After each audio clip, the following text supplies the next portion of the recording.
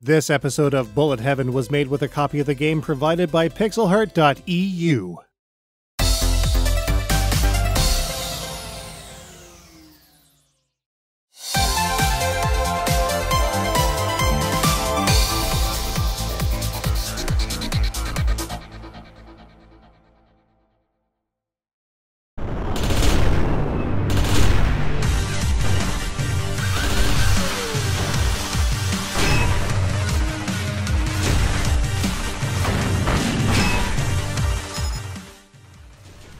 In episode 95 of Bullet Heaven, we took a look at Gigantic Army for Windows PC.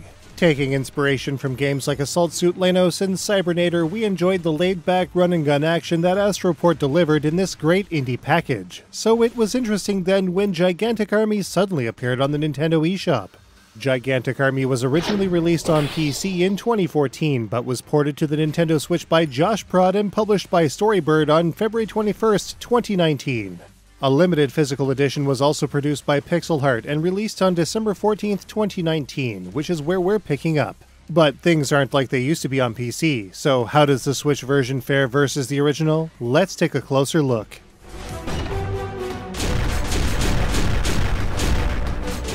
Generally speaking, the gameplay in Gigantic Army for Switch plays and behaves exactly like the PC original, with the exception that the controls are mapped to a Switch controller or Joy-Cons. On the outset of the game, players have their choice of one of 3 main weapons and one of 3 special weapons. Each has its own strengths and weaknesses, but enough choice exists for most players to find a workable combination. Players can move their mecha, known as the Saladin, by way of the left analog stick or D-pad. Double tapping the left or right inputs allows players to dash in the chosen direction. But players can also dash by pressing the ZL trigger at any time. Meanwhile, jumping is executed with the B button. Holding the B button will activate the Saladin's verniers, which will allow the player to boost the height of their jumps or maintain altitude while moving left or right. They can be used so long as the vernier gauge at the bottom of the screen has energy left in it. Otherwise, players will need to land and wait for them to recharge. Firing the Saladin's main weapons is handled by the Y button, and dishing the damage is pretty flexible. Players can change the angle of their weapons by holding up or down on the analog stick or D-pad. Tapping the fire button will allow for sweeping shots, while holding it will lock the fire in a specific direction. Not only that, a pile bunker will shoot out to deal a huge amount of melee damage at close range. The player's shots can also be upgraded with red pickups to a maximum level of 5. Players will also have access to defenses as well. Using the A button, players can deploy the Saladin's shield, which does a good job of protecting the Saladin versus a wide variety of attacks. However, the player will not be able to move or shoot with the shield in place, and it can only take a finite amount of damage. Finally, the player can activate their special weapons by pressing the X button. These special weapons are very powerful and have limited use, indicated by a stalk in the lower right-hand corner of the screen. Liberal use is encouraged versus troublesome enemies and bosses, especially since these special weapons are reloaded every stage. If a player gets hit by an enemy attacks or environmental hazards, they will lose a portion of their armor. This can be repaired with blue health pickups, indicated with an H. 2 sizes exist, with less health awarded for small pickups and more for larger ones. Whenever a player is hit though, they will be penalized by losing attack power from their primary weapons, so care should obviously be taken. Gigantic Army plays over the course of 6 stages, which are of a decent length thanks to the slower pace of the game. However, the player is also on a timer. If it reaches 0 by the end of the stage in question, it's game over. Time pickups allow players to boost their time by 15 or 30 seconds based on the size of the pickup. These pickups are indicated with a T. Slowish though it is, Gigantic Army works very well on the Switch from a gameplay standpoint. It trucks along at a smooth, solid 60 frames per second, even with a ton of stuff happening on screen, which should be no surprise, especially since the graphics in this version don't appear to have been genuinely upscaled from its original 480p size. There are some missing portions that aren't present in the Switch version of the game though. No replay function makes things a little more difficult for speedrunners and high-score chasers. A practice mode does still exist, which allows players to own their skills in any cleared stage though. We also took issue with the fact that players can't really perform a fast jump of any kind. When players dash forward, their momentum will be instantly diminished as soon as the jump input is pressed. The verniers help, but a running jump would feel much more natural. The simple 6-stage setup with just 2 difficulty levels also limits the total amount of replay players might get out of Gigantic Army in general, but at the very least, a bit of risk-reward is still present in the game's scoring.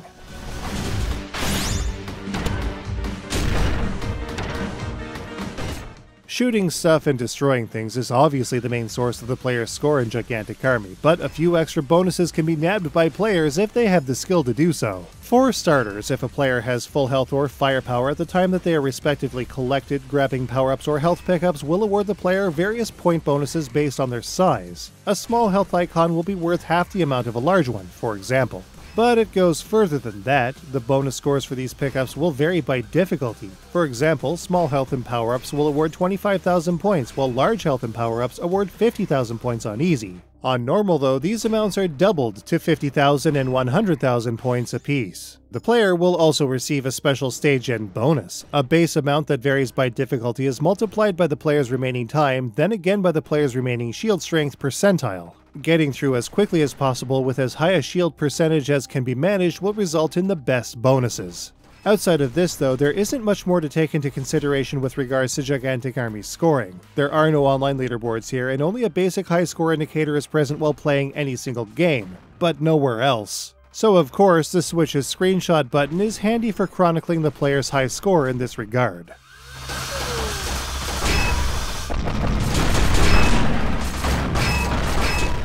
Here's where Gigantic Army goes rogue. The visuals and sound are markedly different than that of the PC original we took a look at so long ago. The first thing players will notice is the odd color palette used throughout the game. None of the colors match the original game in any kind of way, which is jarring to say the least, but the color isn't the only jarring thing here.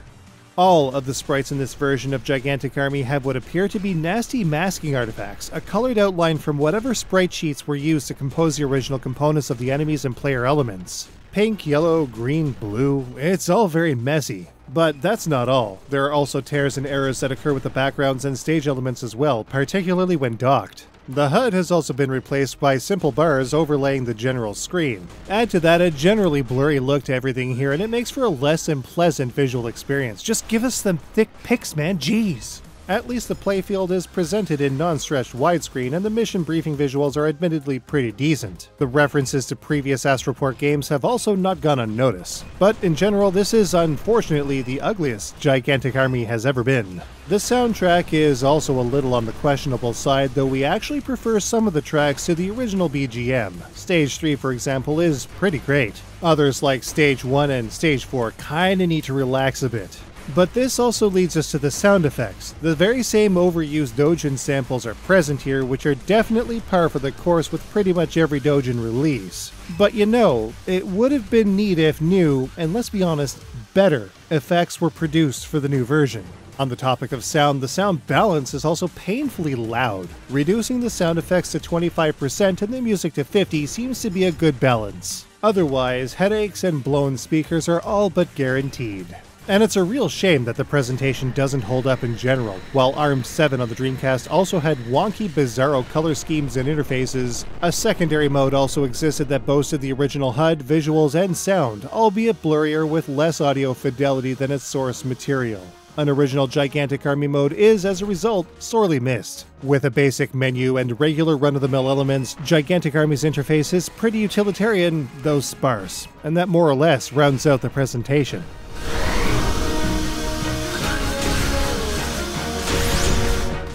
Once again, Gigantic Army also saw limited physical release through Pixelheart. Its front cover boasts decent painted art, complete with a clear logo, PEGI rating, and Pixelheart accents. Ours had a sticker on the seller wrap from Just Limited, indicating its numbered status. European spine accents are found on the edge of the case, which look a bit different than North American Switch games thanks to its alternate font, placement, and a triangular indicator at the bottom of the spine. The rear cover is exactly as you'd expect of any Switch game, with information regarding number of players, supported play modes, and more. It's also here that a holographic numbered seal can be found. It's one of the more elaborate ones we've seen so far.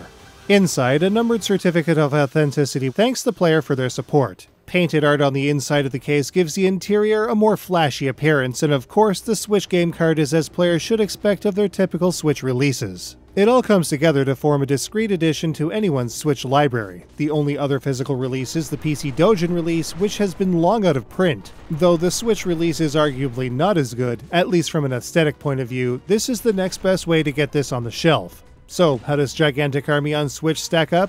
Let's take a look.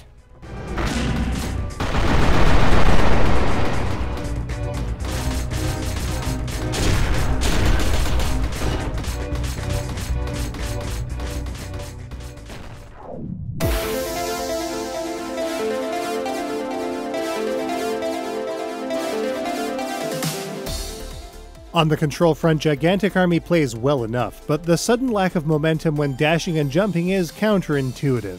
On normal, Gigantic Army is only moderately challenging with minimal practice. Great for a beginner 1cc, but less so for veterans. With just 6 stages, 2 difficulties, and a scoring system that leaves a bit to be desired, Gigantic Army's length suffers a bit. The original Gigantic Army looked pretty slick, even with the low resolution. The Switch version's odd colors and jarring masking artifacts make it much less appealing, even if it does run very well. We didn't think we'd like the new soundtrack for Gigantic Army, but in the end we think some tracks are actually better suited than the originals. We would prefer others to be a little scaled back. The sound balance also needs finagling, as the sound and music is super loud. One last thing, if you're going to redo the music, why not redo the painfully overused Dojin sound effects? Like, I'm kinda fucking done with those sounds. Sitting squarely in the middle of the road in terms of ingenuity, Gigantic Army is a very simple, side-scrolling run-and-gunner that offers an alright amount of front-end choice, but stays very straightforward the rest of the time. All in all, Gigantic Army on Switch plays well enough, but its visuals and sound are a bit jarring, especially stacked up against the PC version. Providing an option to play with the original presentation, a la ARMED 7 on the Dreamcast, would have been nice. Regardless though, this release has its merits, and maybe it could even be possible to fix the issues at play here. As such, Gigantic Army on Nintendo Switch gets a 3 out of 5. You can get a copy of Gigantic Army for Nintendo Switch on the eShop for about $10, at pixelheart.eu for around €30, or through Video Games New York for about $35. Due to certain critical pieces of filming gear breaking down on us, production of our PC Engine mini episode and STGC07 are on hold. For now. Once we get our new auto dolly, we'll be back in the game. Until then, let's take a look at a Japanese eShop exclusive game I've been having a real fun time with, coming in episode 264. Be sure to like, comment, and of course, subscribe. We finally got a copy of Hyperduel for the Sega Saturn, and we'll be reviewing it once we hit 10,000 subscribers.